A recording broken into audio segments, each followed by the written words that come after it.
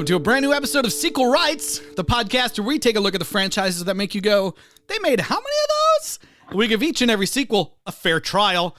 My name is Jordan Kamps, and I'm here with Elizabeth Helly and Tyler Hymanson. Oh, and we got a crazy episode for you guys this week. We're talking about Spy Kids 3D. Game over. And Game over. That's Game right. over, man. Game over, man. And now, before we get into what makes this episode so exciting, we got to do our usual intro before we get to all the exciting stuff. So, Eliz, where can people reach out to us? Yes, please send us your questions and comments or anything else via email to sequelrights@gmail.com, or you can find us on social media on Twitter, Instagram, Facebook, or our YouTube channel by searching Sequel Rights. And please rate and review us, but also go back and check out our back catalog out on YouTube or wherever you get your podcasts. We have tons of franchises logged. Way too many of them at this point, but we got your Tremors, we got your Child's Play, we have all sorts of fun stuff.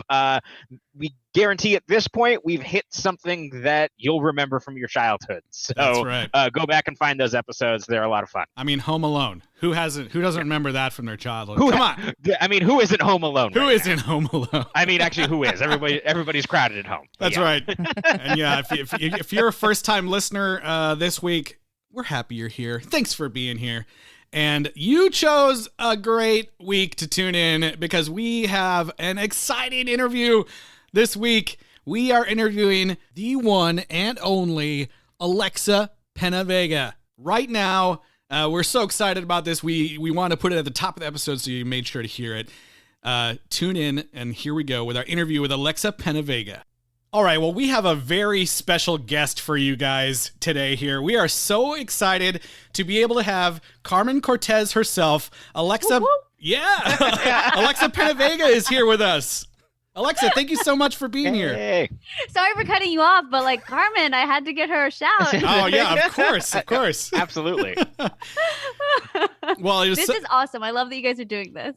Oh man, yeah, we but just before this, we were watching all these awful Bring It On movies, and Spy Kids has been such a breath of fresh air for us. Like, Oh, great. Please tell me you stopped at 2. well, we actually watched the third one just this week, so Yeah. Oh, sorry. it's all right. That's our whole thing. We gotta watch them all. Yeah. That's We what go we against do. the premise. You just so you know, the third one was actually not supposed to be a Spy Kid movie. Oh, really? It was a whole Wow. other movie that last minute they ended up changing to a Spy Kid movie, which that kind of is a lot of the reason why Carmen comes in so late in the game. And it kind of the way he did like Shorts and all those other interesting movies after Spy Kids, it was kind of a part of all of that. And somehow it just became a Spy Kid movie.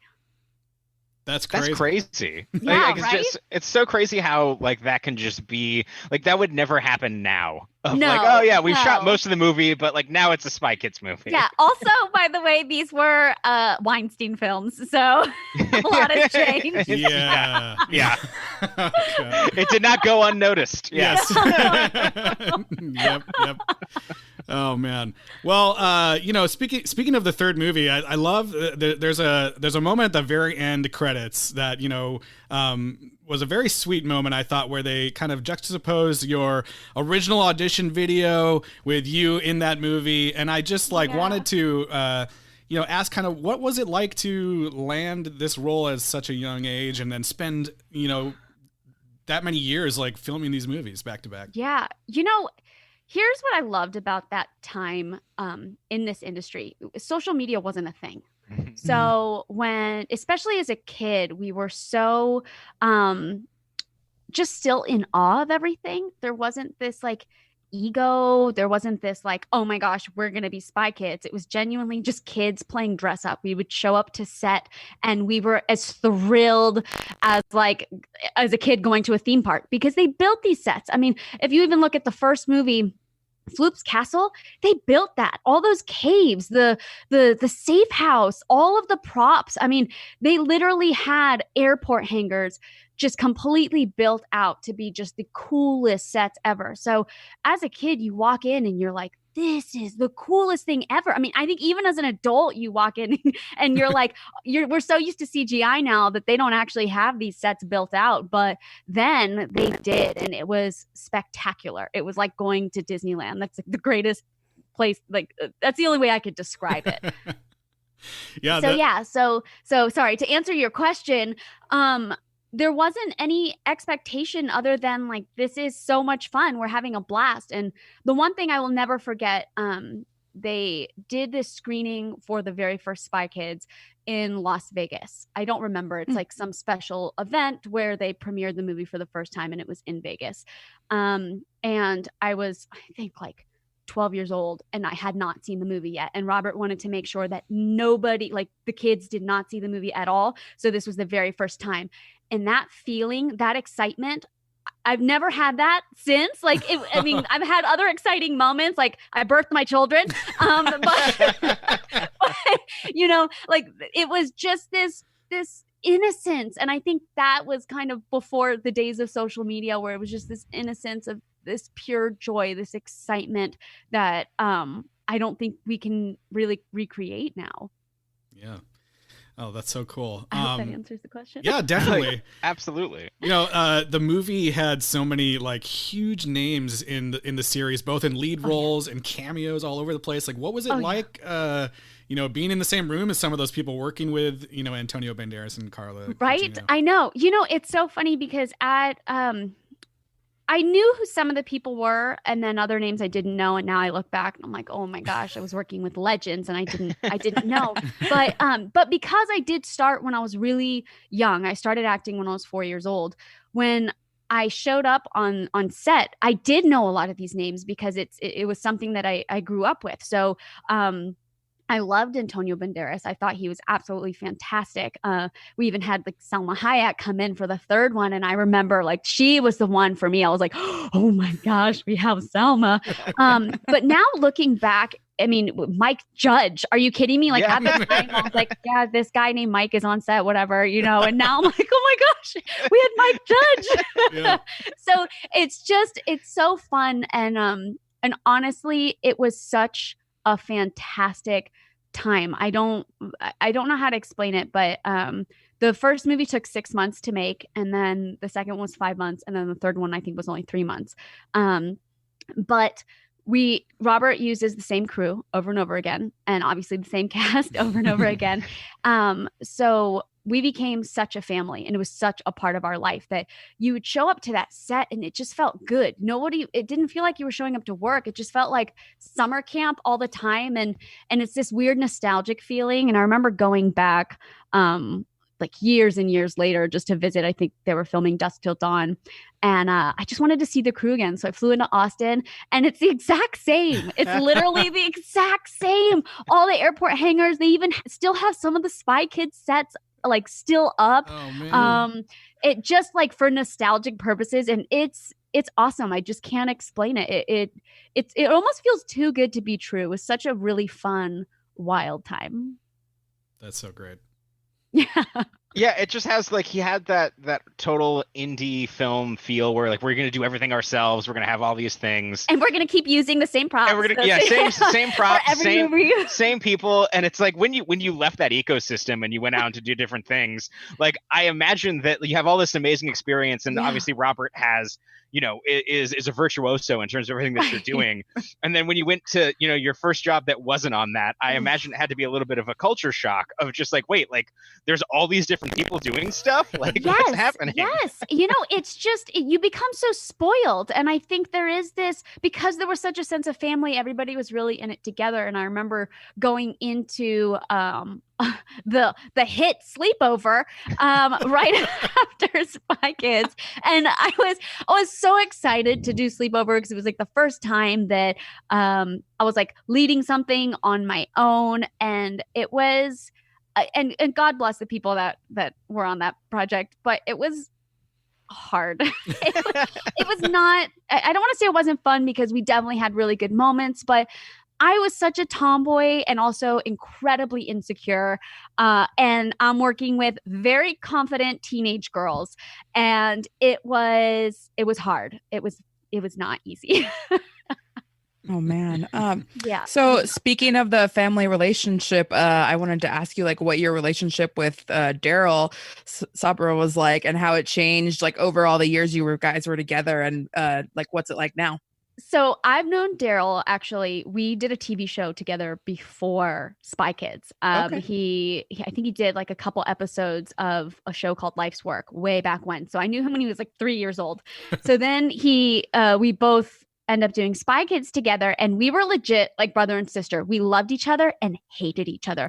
He would get under my skin, and he loved to make me so mad, like a little brother. He would pester me all the time, and he would do it on purpose. But then he would like come over and bring me a donut and be like, "I love you so much. You're the greatest sister." So it really was this like family thing. But you would see us on set, and I don't know how I never got in trouble, but I'd be like, "Daryl," and I'd like push him. I just remember being so annoyed, but there was so much love, and that love has always maintained. And as we've gotten older, we've just even grown to appreciate each other so much more. And we both recognize like what a special time that was, because it's not like that in the film industry anymore. Also, hello, they were flying kids like first class all over the world doing press tours, bringing our entire families with us. Now you're lucky to like get a coach ticket for your spouse. like times have really changed, but we were just so beyond blessed. And what was funny was we both recognized that then, like even as kids, we knew this wasn't normal, and we knew it was awesome, and we appreciated it. And it's funny because there's actually a fourth Spy Kids film, but it doesn't really count because it's not quite. I mean, it counts, but it doesn't. And when we both came back for it, it was funny being back on set because there was that nostalgic feeling. But having new kids there and them going like, we're the new Spy Kids. They're sweet kids, please don't get me wrong, but there already was like this mentality of like, we're the Spy Kids. Whereas like when we were little Spy Kids, we were just playing dress up. We were just having fun. There wasn't this like, we just got this title kind of feeling. And I think that that's something, I don't know if it's necessarily social media. I don't know if it's like parents or just this industry. But we were so sheltered from that, both me and Daryl. So I feel like growing up in the industry and now our relationship, because we still maintain that innocence for so long, we came out okay. so yeah, me and Daryl have a fantastic relationship. He's married to the wonderful and gorgeous and talented Megan Trainor, who is also just awesome. And yeah, I think, yeah, we were just talking earlier, and he's great. I really love him. That's my lifelong brother right there. It's such a interesting thing because it gets to the point that Hila's made on the first episode, where it's just like you can tell that something that's so infectious about these movies is that it allows the kids to be kids. Like you guys, Yes. when you're on there, like it doesn't have that air of, oh, we're child actors or we're doing this. No. It feels like kids, and it comes through the movies. And I think that's why those ones feel so special for the audience as well. Yeah. I agree. We were discovering just as you were, if that makes sense. Like there was no pretentious little precocious child actor going on. Like, by the way, watching it again though, and looking back, when I was watching the first one, I was like, gosh, we were so bad. And then watching the second one, like I at least was remembering all the awesome things that happened behind the scenes. I mean, the second one was like the best one to make. It was so much fun. But I was like, how did we get hired? But I was like, who cares? We did it. It was awesome. And we had a great time. Oh, that's so funny. The second movie has, I think, one of our favorite moments for us. The movie ends with this big like song performance from you singing Isle of Dreams, and like we love this part because we've seen so many movies where it has like this, what feels like a tacked on like, all right, music video ending. Time to sell the latest pop star music video. And I love the way that Robert Rodriguez like worked this into the story, and that you're like undercover as a pop star. Right? Yeah. And we were just wondering what it was like to film that scene and just be goofy in that moment. So, so growing up, I was super into dance. And I was like all about hip hop. I loved hip hop. I thought I was awesome. So at the rap party for Spy Kids, we did a hip hop routine, and it was a couple of the stunt girls, a couple of the PAs. I kind of came up with this choreography, my 13-year-old self or whatever, thinking I'm awesome. We do this whole hip hop routine, and Robert was like, that was really cool. I didn't know that you could dance like that. He's like, can you sing too? So I just like belted a tune just for fun. And then a month later, he called me up. He's like, can you sing for me one more time? And he asked me to like sing a couple different notes. And I did. And he's like, awesome. I need you to come to Austin next week. And that's literally how it all came about. Because in the first one, we had, oh my gosh, what was their name? We had like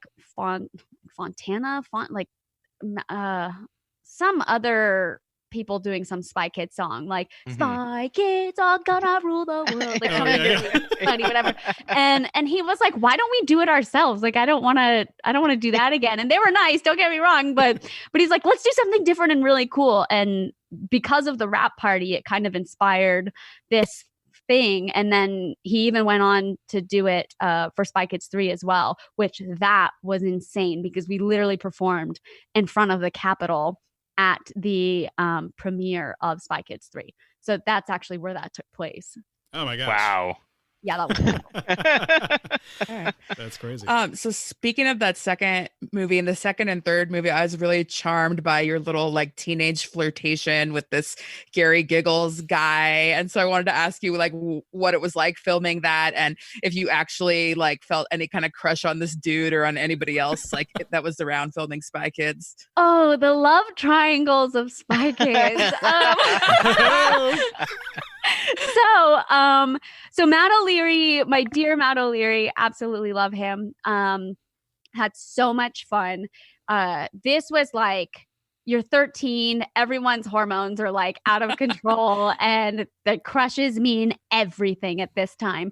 And Matt had this stunt double who I was just head over heels for, and who was a kid. Like all the stunt guys were kids, like all the stunt kids.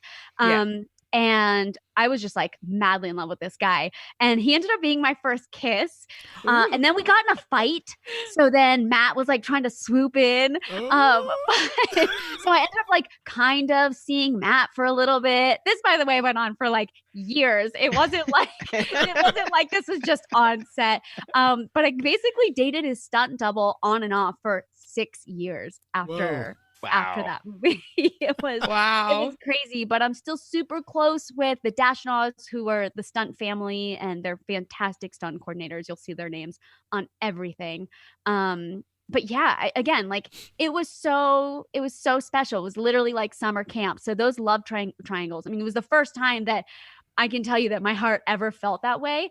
And it all happened on set. Oh, sorry, I'm like hitting the mic. It all happened on set. So those are feelings that are just so nostalgic that even now people will call me and they'll be like, do you remember when that happened on set? Like just silly little things. They were all such a part of my life. It was so special. That's awesome.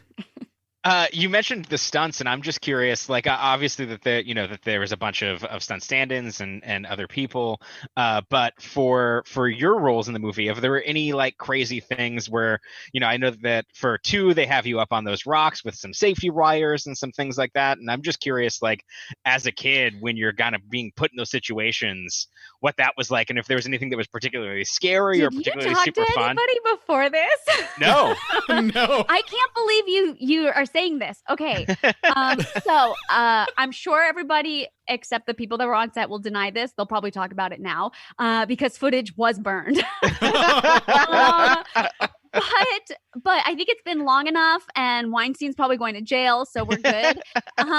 So basically, the rocks in Spy Kids 2 we're on an 800-foot drop cliff in a place called Lajitas, Texas, and we are right on the border between Mexico and Texas.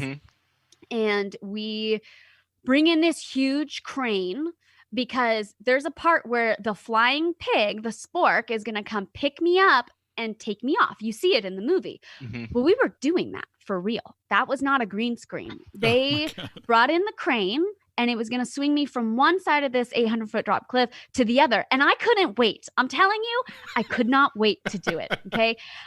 So I'm at the tip of this cliff. I'm pretending to fight all of these skeletons, and I'm harnessed into the rock, and for the next shot, they have the crane in, and they connected me to the crane. So we got the crane, we got the rock, and I'm hooked to both. And you just hear, No. and it's literally slow motion. It was not fast at all, but it was completely silent except for the sound of the crane falling. And thank God for, I think it was JJ Dashnaw. I have to go back and ask, but one of the Dashnaws just like took me out casually, like, we're good, everything is good. The crane falls, all of the rocks are shaking, everyone is just quiet, no one's screaming, no one's making a noise, because everyone is convinced that people are dead, like for sure dead. And it was like, looking back now, I'm like, I should have been ripped apart. Like I was connected to a rock and this crane, the crane is done. And thank God everybody was fine. We ended up not shooting that part. And we shot that later in front of a green screen, and we took the day off to recover, and we went right back the next day. Wow. Oh my God. Man. It was insane. I do know the crane operator broke his ankle getting out of it. Oh, But other than that, it was a miracle that everyone was okay. I am so happy that everyone's okay. That gave me chills. So just like But I like all my set nightmares just flashed before my eyes. Like, it's crazy though that you literally asked that question, and even talking about those rocks specifically, because that's literally where it went down. And really, I've never actually said that story in an interview. I've said it privately to people. We've talked about it and they're like, are you kidding me? But I've never talked about it in an interview ever. And No, I mean, for me, it was just, I could tell you're on the rock. Like, yeah, it wasn't. No, it was real. Yeah.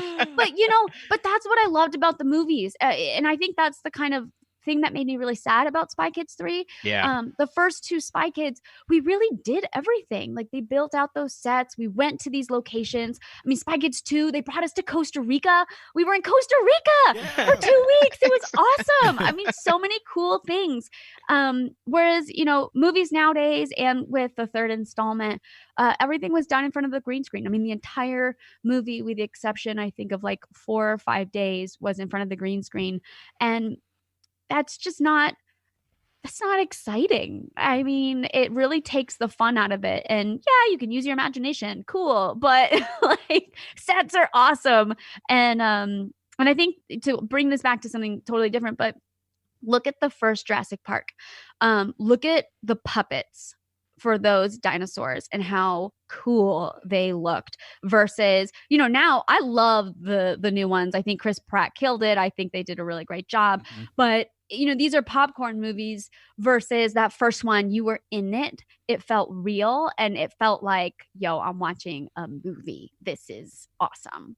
There's a crazy stat about that movie that I read recently, that there's something like 80 visual effects shots in it, which doesn't make sense to me. Like, but the count is incredibly low on like the original Jurassic Park. Like, now movies today have like 300 or even more than that. But like, it's a shockingly low amount. I mean, think of what a puppet would cost to make, right? Whereas now they're like, we'll just CG it because it's so much cheaper. But you also then cheapen the value, like the quality of what you're watching. And CG is fantastic. I'm not gonna dog on people who do CG because it's hard work and they do such a good job, but there's something like, you can't replicate what those puppets did. Mm-hmm. It was phenomenal. It was so phenomenal. That's actually something I wanted to ask you about in 3, because you were actually one of the first people to work on some of those all green screen sets of and then Robert Rodriguez got far into that afterwards. Oh yeah. But you're standing alongside all these different people, and Elijah Wood as well. Yeah.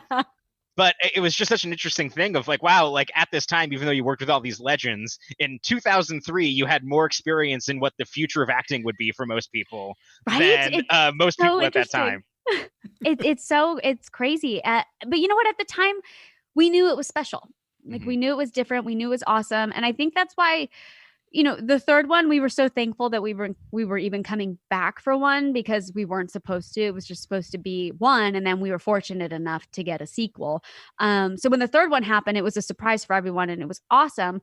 But I do think don't want to say the magic was lost because we were all, it's not about the sets. It was like about the people that you're working with. It really was. But it really does change like, when you don't have the same like safe house, the same, cool little cave that you get to go retreat to and hang out on, your break. Instead, you're like in front of this green screen dying because you're so hot. It's in the middle of summer. You're filming in Texas in an airport hangar.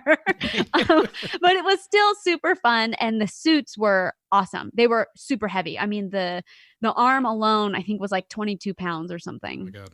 So they'd be like, hold it up. And I'm like, it's like my like little 14-year-old self is like shaking, trying to hold it up. It was crazy. Oh my God. I wanted to ask, what is like Spy Kids fandom like today? What do you see out there in the world? Do you think there's still like a super large fan base? Are you connected with them at all, or? You know what? I'm not. I wish I were. I think that it's really cool because whenever somebody picks up something and like posts about it and you see it on Twitter or wherever, Instagram or something, the comments are always awesome. I mean, what people have to say, like it really brings them back to their childhood. It's super nostalgic. I heard there was like this, I'm not on TikTok. We were on it for all of a week and we felt like 80-year-old people because everybody's 12 and like half naked, which made me super uncomfortable. So we were like, we're dipping. We're not doing this TikTok thing. But basically on TikTok, there was this whole thing going on. Like, I don't remember this shark scene. Why are people talking about some shark scene or whatever? No, we did film in the first Spy Kids. We filmed the shark scene, which also like a fun fact, while we're filming the shark scene, it was so hot in Texas. We're shooting in front of a green screen. We are in these like undergarment things, harness, garments over it, and then like for real wetsuits on top of that. Oh so we're pretending to swim and we're like, all of a sudden you just see me go passed out, hanging there like heat exhaustion, craziness. So yeah, that was a fun fact behind the scenes. But yes, there was a shark scene that wasn't in the original release of the film, but they did a re-release because it did so well. And they said they have new additional scenes, and that was one of the additional scenes. Nice. Fact that you didn't ask for, but here you go. No, it is funny because we watched it and we ended up watching different versions. Like I did not see the shark scene, but Justin saw the shark scene. No way! Yeah, we talked about that must have been really confusing. Wow. Yeah, I think I only ever saw the shark version once, and that was in theaters. But other than that, I've never seen it. Like I haven't seen it since. That's really funny. So speaking of the fandom, what line from Spy Kids do people ask you to say or like yell at you out in the street the most? Oh, it's always, and this was literally my husband's pickup line. He walks over to me and he goes, "Oh, shiitake mushrooms." And I'm like, "Are you kidding me?" I was like, "Wow, what a dork." But what was great again, and this is us being kids on set, and what I really appreciated about Robert's filmmaking during these Spy Kids where I was playing around on set and I was like, like I said, "Oh, shiitake mushrooms." And he was like, "What did you just say?" And I was like, "Well, I can't say the bad word, but I can say shiitake mushrooms." And he's like, "We're going to use that." And that's how it happened. And it's all because I heard it from an actor named Sean Patrick Flannery on set because he would not curse in front of me, but he would say shiitake mushrooms. So that's who I learned it from. And now it is forever in Spy Kids gold. That's incredible. Was there anything else that happened, like where he was the interplay with you guys and trying to make it more kid friendly? I know that like some of the stuff we read about the first movie was about like the thumb people were, guys that Robert Rodriguez would draw, when he was a kid. And so there's a lot of his childhood in there, but like how much of your childhood or any of the other kids that were around set made it on into the movies? A lot of this was Robert's vision and him just capturing us experiencing it, which was really cool because we were just kids. We were just wide-eyed and excited. And like I said, the sets were unreal and awesome. So, like him capturing our faces for the first time, like walking into the safe house, like that was all real and it was great. I would say I'm trying to think. I mean, he would just listen to us and how we would speak. So he would do little things like that throughout the movie. What you know what I loved about this, they were all about family. So Daryl's brother was there the entire shoot with his mom, and I'm a family of 7, but at the time there were only, how many were there? I think there were 4 of us, or 3 of us for the first movie, 4 of us in the second movie. And our families were there all the time. The set was like, bring your family. We want you to feel warm and welcome. They actually hired a fun coordinator so that we could have fun. So it didn't feel like we've taken these kids outside of their routine and we're going to throw them into a work environment. So we literally every week had like some new fun fight, whether it was like cake fight, water balloon fight, squirt guns, string, the whatever you call the spray string thing, silly string. There we go. Yeah. Sorry. They just made sure that we were having a really good time and that we were still being kids, that we weren't like these little actors. We were kids. We were literally in the field searching for scorpions and being kids. That's so awesome. It was That's awesome. Great. Yeah. It was awesome. My sisters were in the prop shop all day long building things with all the prop guys. And they were all for it. They weren't like scram kids. They were teaching them how to make their own little ovens that they could bake things out in the Texas sun. Like, it was awesome. So you and Carlos both acted as kids, but he was like already an adult when Big Time Rush and all that happened, whereas you really came, into the scene when you were much younger. So do you think that being in the public eye at those like 2 different ages affected you guys differently, or does it have more of a similar effect no matter when it happens? I do think it affected us differently. For me, some people can be like, well, you lost your childhood. For me, it's all I ever knew. And I loved it. Like, I didn't have a bad experience. I had a great experience. And I set is a second home. So I can be on any set. It doesn't have to be a set I'm working on. And there's this feeling of just like, I'm home. And Carlos does not feel that way. He can't wait. Like, he can have fun on set, but he's like, get me home. I want to go home, But me, I'll hang out on any set. And I just have this feeling in my heart of like, oh, this feels safe. This feels good. And I think that has everything to do with the fact that I grew up on sets. Like, I really grew up on sets. And he experienced great times on set, but for him, it's not that same feeling. Like, you're really shaping when you start off at 4 years old. Like, so what you experience throughout those years really shapes you. And thankfully I had a fantastic experience. And I think that's why I do love sets so much. Like, the set life is awesome. So yeah, you got the opportunity to play Carmen in 4 films, but what do you think Carmen would be doing right now? Oh, I think she would for sure still be on missions. I don't know if she would be settled down at all. I think Carmen would have to complete many tasks before she would feel good enough to like settle down and start a family. She's such a go-getter. She's just so cool, like so cool that she was awesome to play. And yeah, I hope that she just lives on forever. Yeah. So if the opportunity ever came up where you were going to do more movies as Carmen, would you want to do it? And if so, what would you think would be more interesting? Like Carmen being the mom of new Spy Kids, or Carmen just being in like a grown-up spy movie that's got nothing to do with kids? Oh, that's a really good question. Because usually I just hear like, would you do another one? But this was like, I like this. Thank you. I really would love to see where they're at right now. Like versus, and I know it was Spy Kids, but I am really curious, like, what are they doing? Let us see them as adults. And whether or not they have kids, that's fantastic. But like, what are Carmen and Junie doing right now? And I think that was something that, and I feel like from, not just from my heart, but from what other people have experienced with the 4th installment, you kind of miss that. You're like, oh, I want to know what's going on though with like Carmen and Junie. Like I love Jessica. I love, everybody else that was on that project. But what made Spy Kids so fun was the dynamic that our family had, like with Uncle Machete, with our parents, like me and Daryl, that was so fun. And I just felt like we missed that in the 4th one. And I'm not going to complain though, because it was so awesome showing back up again and like being on the old stomping ground. The fact that, you know, we were there, I think it was like 10 years later or something, was really crazy.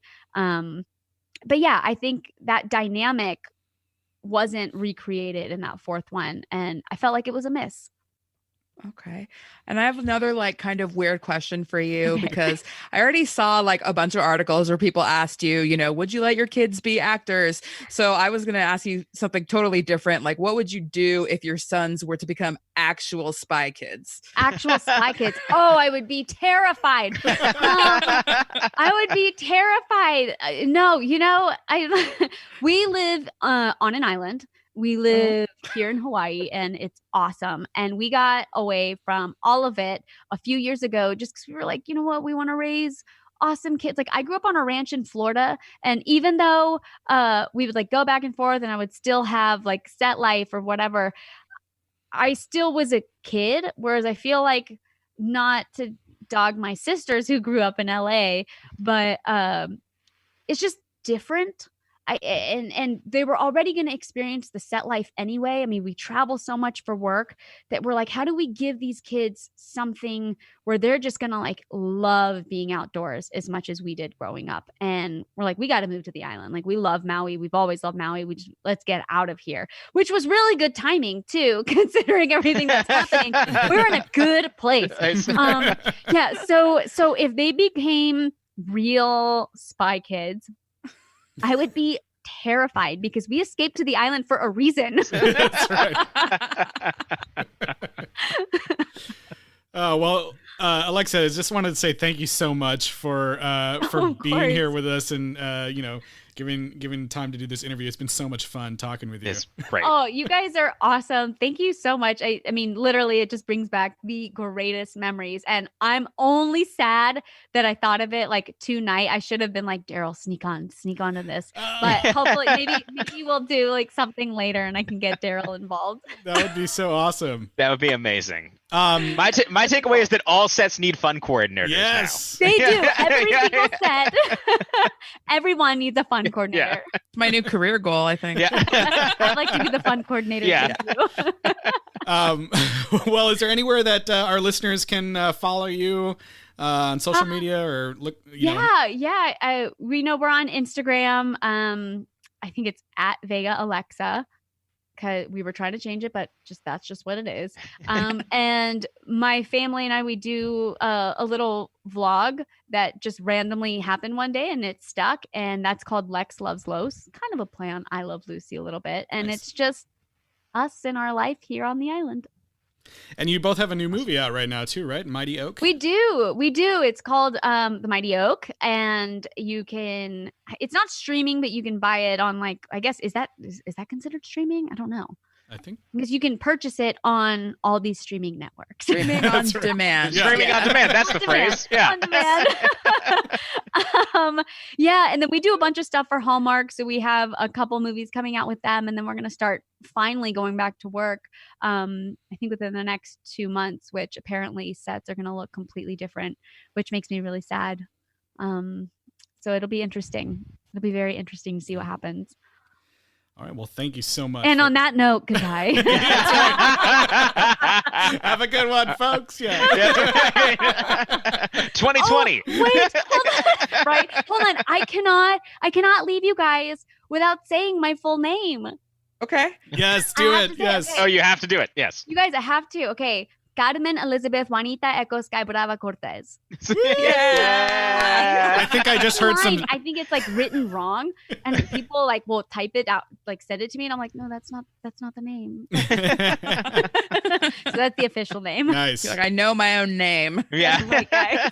Yeah, I think I just Guys, heard some thank secret door you. open somewhere. So. I know. Yeah. Actually, I gotta go shut it all now. Yeah. Anyway, thank you so much. You are awesome, and yeah, thanks. Thank you. Thank you. Thank you. Bye. Bye. Bye.